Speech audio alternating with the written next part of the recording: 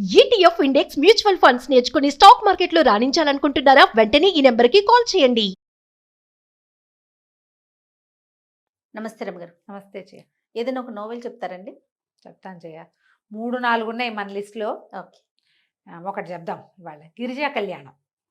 ఈ గిరిజా కళ్యాణం ఎదనపూడి సులోచనారాయణ గారిది.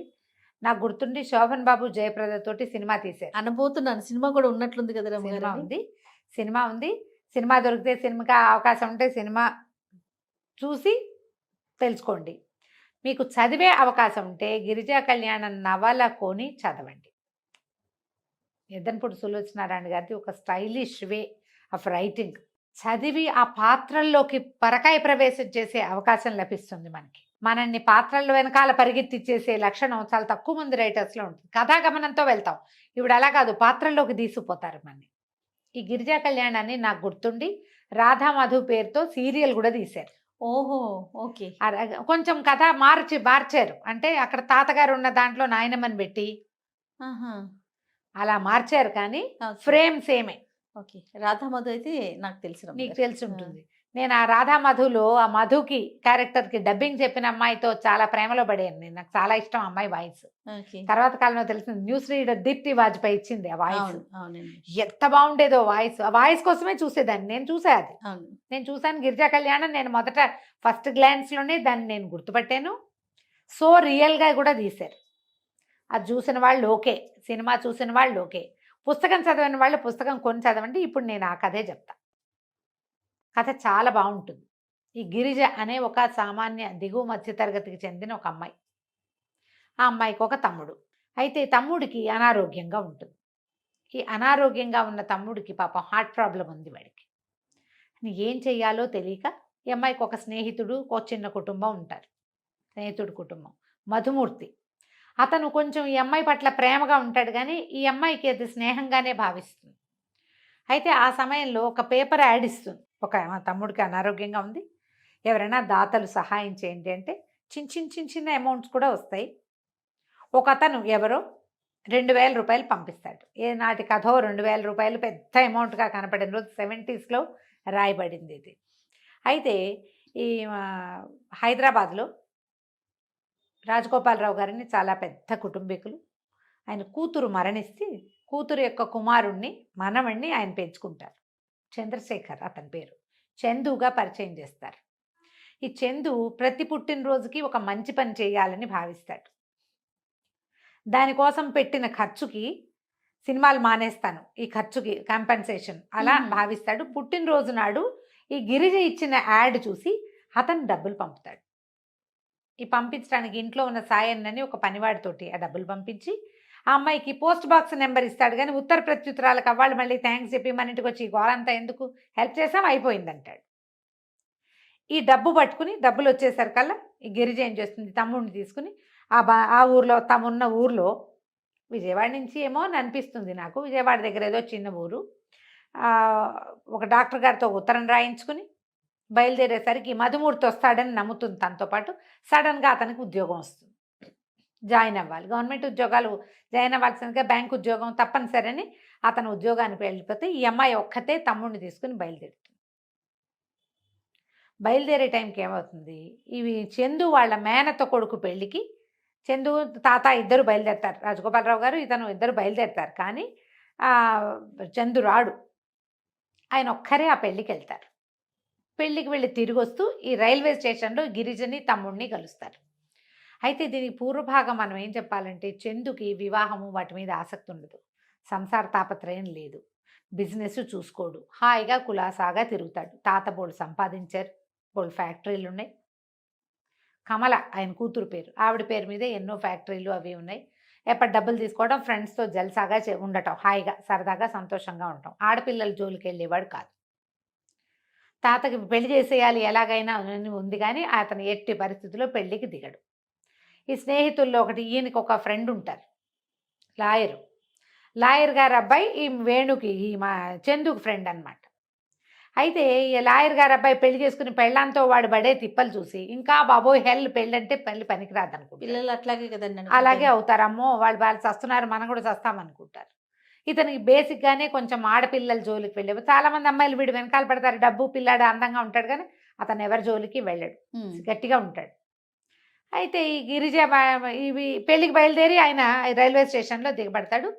ఈ అమ్మాయి ఏ కంపార్ట్మెంటో చూసుకోవడానికి వెళ్ళేసరికల్లా ఈ తమ్ముడు తను నుంచోబెట్టిన చోట కనపడ్డా అటు ఇటు చూస్తే ఒక ముసలాయన ఎవరో చక్కగా సిల్క్ బట్టలు వేసుకుని అందంగా హ్యాండ్సమ్గా ఉన్న ఒక ముసలాయన గుండె పట్టుకుని కూలిపోయి ఉంటే తమ్ముడు ఆయన పక్కన నిలబడి కనపడతాడు. ఏమిట్రా అంటే ఇంకేదో ప్రాబ్లంగా ఉందక్క, నన్ను కేకేశారు అందుకని వచ్చానంటే ఆయన బ్యాగ్లోంచి ఏదో మందులు తీసి వేస్తుంది కానీ ఆయన నిలవలేకపోతాడు, హార్ట్ అటాక్ వస్తుంది. అయ్యో. ఈ రైలు వదిలేస్తారు వీళ్ళు. మరి ఇలా ఉంటే చేయి పుచ్చుకుంటే చేయి వదిలిపెట్టలేకపోతారు. సామాన్లు కాస్తా పోతాయి, వీళ్ళు బ్యాగు పెట్టే పోతాయి. అయితే ఒక హ్యాండ్ బ్యాగ్ వేసుకుంటుంది, అందులో తమ్ముడు రిపోర్ట్లు, హాస్పిటల్ అడ్రస్, కొద్దిపాటి డబ్బులు ఉంటాయి. బట్టలు పోతాయి, పెట్లు ఎవరో పట్టుకుపోతారు. ఈ లోపల టీసీని పిలుచుకొచ్చేసరికి స్టేషన్ మాస్టర్ వచ్చి చకచక ఈయనకు ఒక డాక్టర్ని అరేంజ్ చేసి కాస్త ఆయన కూతురు పడ్డాక ఆయన స్పృహ వచ్చి సరిగ్గా అయిన తర్వాత ఆయన చెప్తాడు, అయ్యో ఎవరు ఏం చేశారు నాకంటే ఈ అమ్మాయి మీకు సహాయం చేసింది, తమ్ముడు పాపం వాళ్ళ రైలు బట్టలు సామాన్లు కూడా పోయినాయండి, రైలు కూడా తప్పిపోయిందంటే ఈయన మళ్ళీ డబ్బులు ఇచ్చి మాకు ఇంకొక 3 టికెట్లు అరేంజ్ చేయండి అని చెప్పి అరేంజ్ చేయించి తనతో పాటు తీసుకెళ్తాడు హైదరాబాద్ రైల్వే స్టేషన్కి. వెళ్ళినప్పుడు చెప్తుంది తమ్ముడికి ఇట్లా అనారోగ్యమని హాస్పిటల్కి వచ్చామని ఉస్మానియాలో చేరబోతామని చెప్తుంది. దిగాక సాయన్ వస్తాడు ఈయనకి రైల్వే స్టేషన్కి కార్ తీసుకుని. ఈయన తన ఇంటికి వెళ్ళిపోతూ ఈ అమ్మాయిని వాళ్ళకి కావాల్సిన వాళ్ళ ఇంటికి తీసుకెళ్ళి దింపేసి ట్యాక్సీలో తీసుకెళ్ళమని ఓ ట్యాక్సీకి డబ్బులు అవి ఇచ్చి వెళ్ళిపోతాడు, ఆయన ఇంటికి వెళ్ళిపోతాడు. తీరా వీళ్ళు వాళ్ళు ఎవరింటికో ఎవరో చుట్టాలు ఫ్రెండ్స్ వాళ్ళని అరేంజ్ చేసుకుని వచ్చింది. అక్కడికి వెళ్ళేసరికి వాళ్ళ మనవరాలు ఎవరో చనిపోయారని రాత్రికి రాత్రి వాళ్ళ ఇంట్లో నుంచి వెళ్ళిపోతారు, అక్కడ ఎవరు ఉండరు. అయ్యో. అక్క తమ్ముడు మిగిలిపోతారు. సరే హాస్పిటల్కి వెళ్తారు. ఏం చేస్తారు, వీళ్ళ దగ్గర బట్టలు లేవు, పాతలు లేవు. ఎట్లాగో రోడ్డు మీద ఎక్కడో మంచినీళ్ళ పంపు దగ్గర మొహాలు కడుక్కుని ఏదో కాస్త కాఫీ తాగి టిఫిన్ తిని ఆ హాస్పిటల్కి వెళ్తారు. ఆయన ఏమో విసుక్కుంటూ ఇంకో 2-3 అడ్రస్లు తెచ్చుకోవాలి, ఇప్పుడు మేమేం చేస్తాం అని ఆయన విసుక్కుని మేము ఇక్కడే ఉంటామండి, హాస్పిటల్ బయట పడుకుంటాం బెంచీల మీద, ఏదో ఏర్పాటు చేసుకుని డబ్బులు ఉన్నాయిగా కొద్దిగా తమ్ముడికో జత బట్టలు తెస్తుంది. మర్నాడు ఆ రోజు సాయంకాలానికో ఉస్మానియాలో చేర్చేస్తారు. ఈ పిల్లవాడికి ఆపరేషన్ చేయాల్సిన డాక్టర్ ఫారిన్ రిటర్న్ ఆయన వస్తాడు, డబ్బులు ఉన్నాయిగా పర్వాలేదు. ఈ సర్జరీ ఈ 4-5 రోజులు అబ్బాయికి మెయింటైన్ చేసి అన్నీ బాగుండాలి కదా, టెస్ట్ రిపోర్ట్లు అన్నీ వచ్చాక ఆపరేషన్కి తీసుకెళ్తారు. అప్పుడు ఈయన రాజగోపాలరావు గారు వస్తాడు. ఆయనకి 2-3 రోజుల పాటు ఇండ్లు చేరాక రకరకాల టెస్టులు చేసి మందులు వేసి కొంచెం ఆయన విశ్రాంతి తీసుకుని 4-5 రోజులకి ఆయనకి తడుతుంది వాళ్ళ తనని తీసుకొచ్చిన పిల్ల ఏమైపోయిందో అని.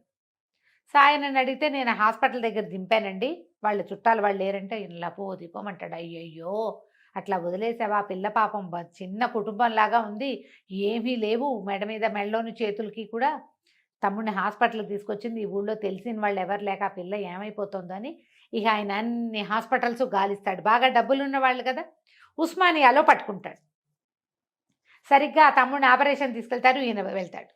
వెళ్ళి చూసి సరే అమ్మాయిని బాగా ఆదరించి ఒక స్పెషల్ రూమ్ అరేంజ్ చేసి పిల్లవాడి ఆపరేషన్కి ఇంకా అవసరమైనవి మందులు మాకులు పళ్ళు గిళ్ళు సమస్తం అరేంజ్ చేస్తాడు. ఆ పూట కనుక అక్క తమ్ముడు తనని ఆదరించకపోయి ఉంటే రైల్వే స్టేషన్లోనే పోయేవాడు ఆయన, దిక్కు లేకుండా అయిపోయేది.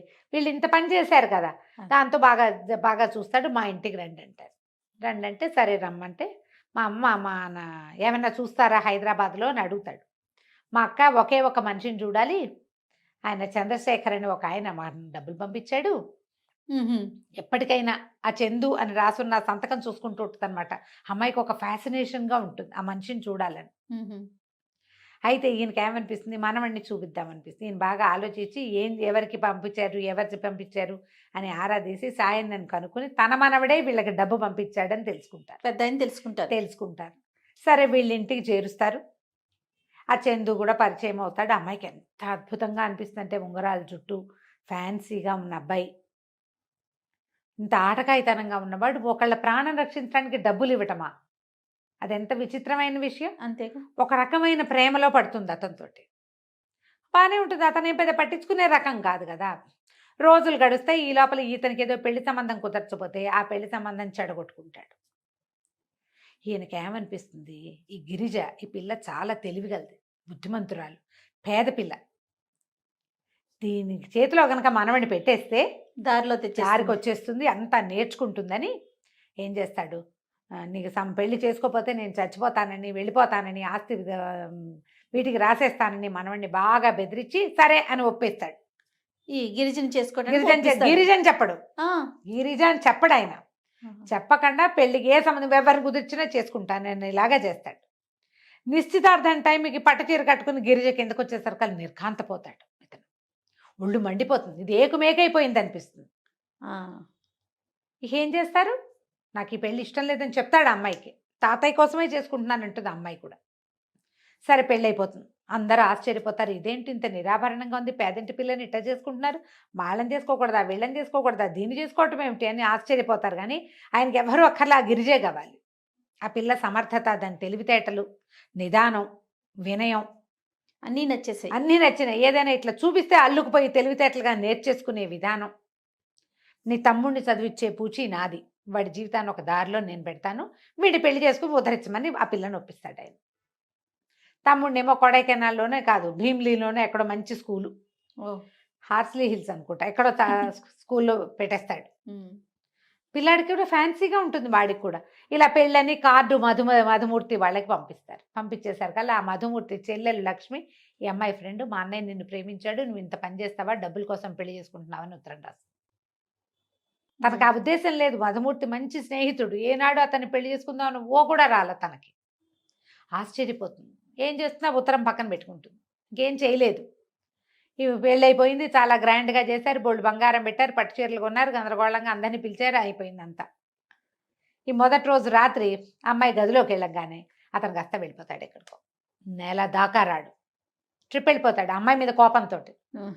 వచ్చి ఏకుమేకైపోయావని ఏం చేస్తుంది, మొదటి రాత్రి భర్త వదిలిపెట్టి వెళ్ళిపోతే తాత ఆయన ఏం చేయలేక, అమ్మాయి వీడు ఇట్లాంటి వాడు, వీడికి ఒక ఆటకాయితనం, నువ్వు మెల్లిగా కంపెనీ నడపటం అన్నీ నేర్చుకో, పనులన్నీ నేర్చుకో, తను నీ చేతిలో పెడుతున్నా అంటే ఏం చేయలేక ఆ తమ్ముడు భవిష్యత్తు కోసం వాడిని బతికించిన వాడి పట్ల కృతజ్ఞత, తనకి ప్రీతి ఉంది వాడంటే, అమ్మగుడంటే ఇష్టం ఉంది.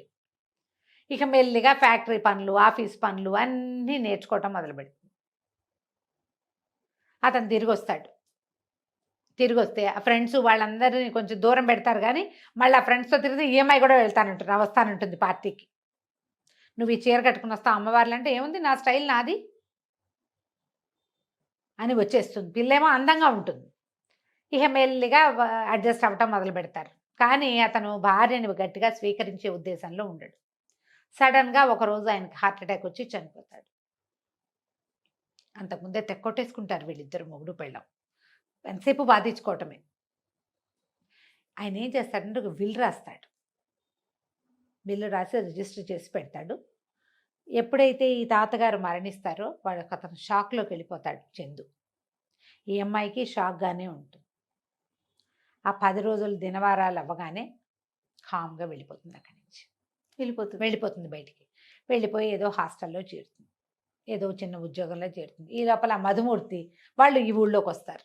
అతను ఈ ఉత్తరం చదువుతాడు. ఎవరు, చందు ఈ ఉత్తరం చదువుతాడు. అంటే డబ్బుల కోసమే నువ్వు నన్ను చేసుకున్నావు అంటాడు తాను. నాకు మధుమూర్తి మీద ఆ ఉద్దేశములు నీకు అసలు సంజాయిషి చెప్పను, నేను తాతగారి కోసం చేసుకున్నా, ఆయన పోయాడు, నేను నీతో ఉండనని వెళ్ళిపోతుంది. ఇక అమ్మాయిని ఇంటికి తీసుకురావడానికి శత విధాలా ప్రయత్నం చేస్తాడు. చందునే మారతాడు. ఇప్పుడు పరువు పోతుంది, వీడి భార్య అని అందరికీ తెలుసు, హైదరాబాద్లో పెద్ద ప్రముఖులందరికీ తెలుసు. ఆ అమ్మాయి ఇంట్లో నుంచి వెళ్ళిపోవటం ఏంటి, ఓ చిన్న ఉద్యోగం చేయటం ఏమిటి. పైగా ఏమవుతుంది, ఎప్పుడైతే ఈ అమ్మాయి వెళ్ళిపోతుందో ఆ రోజు ఇతనికి తాతయ్య విల్లు గురించి క్లియర్గా తెలుస్తుంది. చందుకు కానీ గిరిజకు కానీ ఈ ఆస్తి మీద అనుభవించే హక్కే కానీ అమ్మే హక్కు లేదు. ఈ ఆస్తి మొత్తాన్ని చందు గిరిజలకు పుట్టే సంతానానికి రాయబడి ఉంది, పిల్లలకే.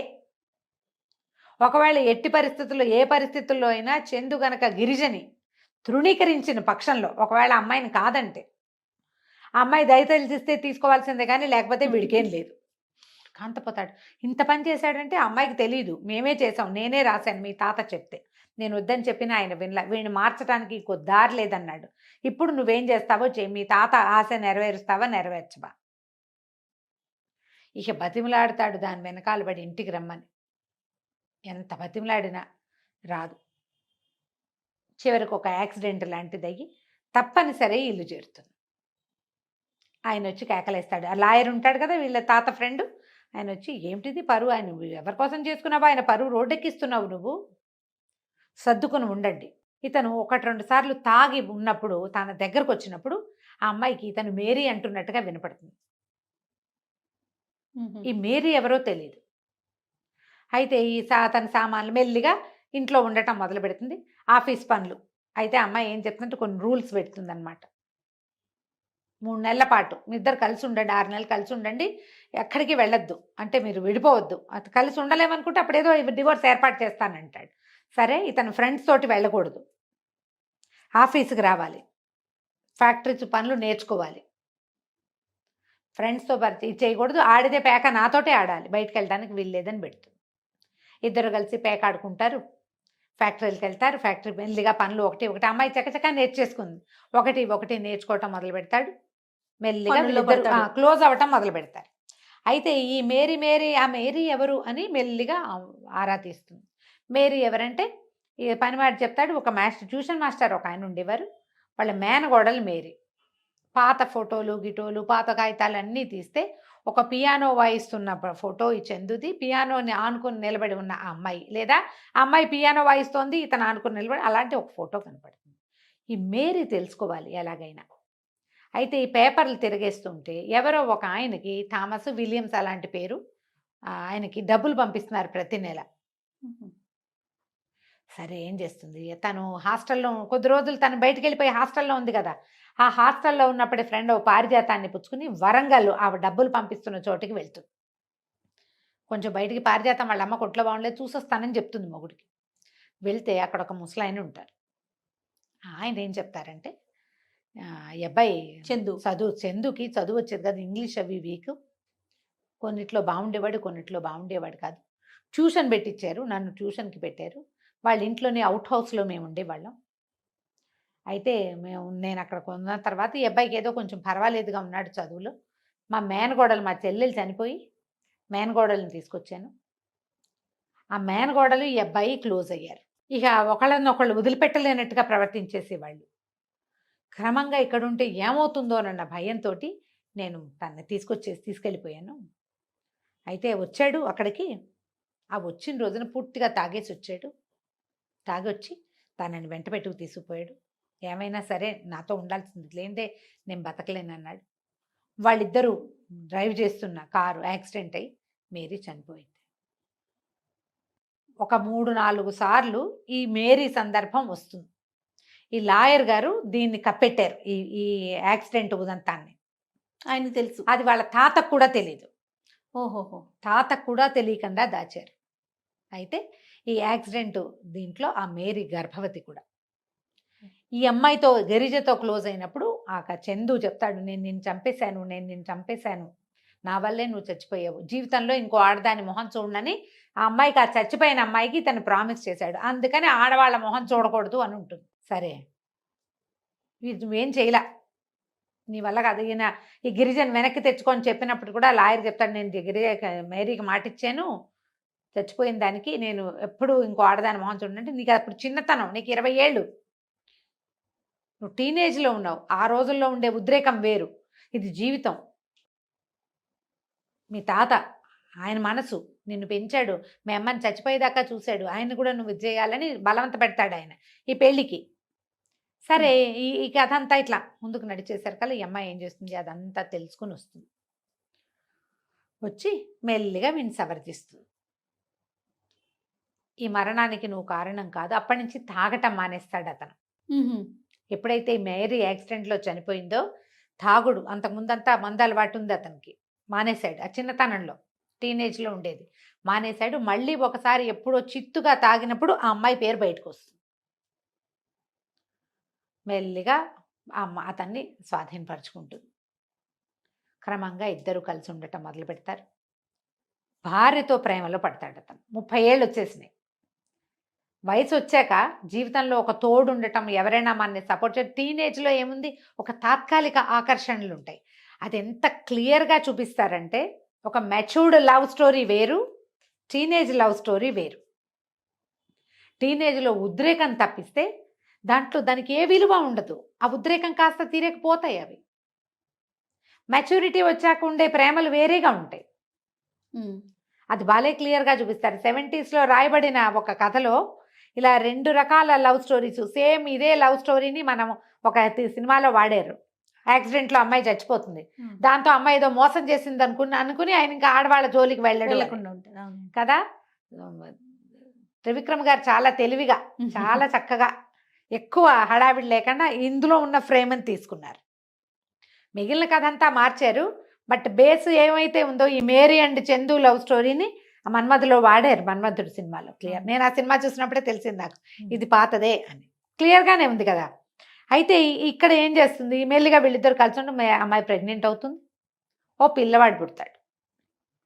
పిల్లాడు పుట్టాక ఒకనాడు అమ్మాయికి ఒక ఫోన్ వస్తుంది, నీ భర్త నిన్ను ప్రేమించట్లేదు, పిల్ల ఆస్తి కోసం నీతో కొడుకుని కన్నాడు, నిన్ను చంపేస్తాడు. దాంతో అమ్మాయికి ఒక ఉద్రేకం వచ్చేస్తుంది. పోస్ట్ పార్టం అంటారు. డెలివరీల తర్వాత మనుషులు కొంత బలహీనపడతారు. పిల్లాడిని తన్ని అతను ఏదో చేసేస్తాడని నమ్మేస్తుంది ఆ ఫోన్లు, ఆ వచ్చిన ఉత్తరాల వల్ల. ఈ ఒకరోజు ఇంట్లోకి ఎవరో రాత్రిపూట ప్రవేశించేసరికల్లా చందుయే తన్ని చంపడానికి వస్తున్నాడు అనుకుంటా. పిల్లాడిని ఎత్తుకుని పరిగెడుతుంది, ఏదో వేసి కొట్టేస్తుంది. ఆ రోజు వాన, కరెంటు పోతుంది. ఇప్పుడు గిరిజ కనుక చనిపోతే ఈ హత్యానేరం చందు మీదకి వెళ్తుంది, ఎందుకంటే ఆస్తి వల్ల. అందుకని ఈ అమ్మాయిని చంపడానికి ఎవడో వస్తాడు. ఆ వచ్చిన వాడు ఎవడో తెలియదు. ఎప్పుడైతే ఆ వచ్చిన వాడిని చందుయే అనుకుని కేకలు పెడుతుంది, చందు చందు అంటూ కొట్టేస్తుంది బాగా. కొట్టేసరికి చచ్చిపోతాడు, వాడు పడిపోతాడు. అది ఇంకా వెర్రెత్తి చూస్తుంటే బయట నుంచి వస్తాడు భర్త, టార్చ్ లైట్ వేసుకొని. కారు వానకి రోడ్డు మొదట్లో ఆగిపోయింది. నేను వస్తున్నాను, ఏమైంది, ఎందుకు అంత అరుస్తున్నావు, ఏమైంది అని కేకలు పెట్టి దగ్గరకు వచ్చేసరికల్లా ఏముంది, అమ్మాయి చేతిలో ఏదో రాడ్ కనపడుతుంది, చచ్చిపడి ఉంటాడు వాడు వాళ్ళ మేనేజర్. ఆ మేనేజర్ పాత్రలో కొంచెం ఫిషీగా 2-3 సార్లు చూపిస్తారు. అతనికి మొదటే తెలుసు ఇది. ఈయన రాసేటప్పుడు ఎప్పుడైతే ఈ మన విల్లు రాస్తారో అప్పుడే అతను తెలుసుకుని ఎలాగైనా ఇతన్ని ఇరికించి ఆస్తి తాలూకు మేనేజ్మెంట్ అంతా తన చేతుల్లోకి వచ్చేలాగా ప్లాన్ చేసుకుంటాడు. ఈ బయట నుంచి వచ్చేసరికల్లా భర్తను చూసరికల్లా కేకలు పెడుతుంది, నేను నిన్ను చంపితే నువ్వు నన్ను చంపటమే, నువ్వు ఎవరిని చంపావు, ఎవరు ఏంటి అని. లైట్లు గిట్లు కరెంట్ అంతా వచ్చి చూసుకునేసరికల్లా ఆవిడ పడి ఉంటాడు. వాడేమో మేనేజర్. ఈ లోపల లాయర్ గారు పరిగెత్తుకొస్తారు, పోలీసులు వస్తారు. ఆత్మరక్షణ అతని మీదకి వచ్చినప్పుడు చంపింది కాబట్టి కేసు ఏమవ్వదు. అతను అడుగుతాడు, నేను నిన్ను ఏమైనా చేస్తానని నువ్వు ఎందుకు నమ్మావు, నువ్వు లేకపోతే ఒక్క నిమిషం బతకలేను నేను, ఒకవేళ ఆస్తున్నా సరే మన మధ్యలో నువ్వు లేనిదే ఒక్క రోజు గడవదు నాకు, అలాంటిది నువ్వు ఎట్లా నమ్మేవు, వాడు ఎవడో ఫోన్ చేసి చెప్తే. ఒక బలహీనమైన క్షణంలో నమ్మేస్తుంది. మనం కూడా అలాగే చేస్తాం కదా. ఈ కథ అయిపోయింది కదా. తర్వాత వీళ్ళిద్దరూ హాయిగా ఉంటారు, బోళ్ళంతమంది పిల్లల్ని కందాం అనుకుంటారు, సంతోషంగా ఉంటారు. ఈ గిరిజ కళ్యాణాన్ని మొదటి నుంచి చివరి దాకా చదివితే ఆ గిరిజ క్యారెక్టర్లో చాలాసార్లు మనం కనపడతాం. కాస్త సమర్థులు, తెలివైన వాళ్ళు, మెచ్యూర్డ్గా ఉండే ఆడపిల్లలు స్ట్రాంగ్గా ఉంటే ఎలా ఉంటుందో చూపిస్తారు. చందు క్యారెక్టర్ కూడా అతన్ని కొన్ని ఫ్లాస్ ఉన్నా కూడా, అతనికి ఫ్రెండ్స్ ఉన్నారు అయినా కూడా హీరోయిజం కనిపిస్తుంది, అతనిలో కనపడుతూ ఉంటుంది. శోభన్ బాబు ఎంత బాగుంటారో, జయప్రద ఎంత బ్యూటిఫుల్గా ఉంటుందో ఆ సినిమాలో, భలే అందంగా ఉంటుంది ఆవిడ. బాగా తీశారు. ఎవరు తీశారో నాకు గుర్తులేదు జయ, చాలా రోజులు ఆయన చూసి. భలే బాగా తీశారు. గిరిజా కళ్యాణం దొరికితే తెచ్చుకుని చదవండి. ప్రతి పాత్రని భలే ఎలివేట్ చేస్తారు. ఇంతకీ పాపం ఈ మధ్యలో మధుమూర్తి చనిపోతాడు ఏదో బస్ యాక్సిడెంట్లో. ఆ అమ్మాయికి అతని సహాయం కూడా ఉండదు, అతని సహాయం ఉండదు. ఇతను తెలుసుకుంటాడు వీళ్ళిద్దరి మధ్య ఏమీ లేదు అనేది, ఏమో అనుమానం ఏం లేదు అతనికి. చాలా క్లియర్గా సంఘటనలు ఒకదాని వెనకాల ఒకటి పేర్చుకుంటూ తీసుకొస్తారు. ఎద్దనపూడి సులోచనారాణి నవల చదవటువంటి పక్కన నిలబడి 2 జీవితాల్ని మనం చూస్తున్నట్టుగా కనపడుతుంది. ప్రత్యక్షంగా చూడండి, పుస్తకం కొని చదవండి. డెఫినెట్గా కంచికి మనం ఇంటికి.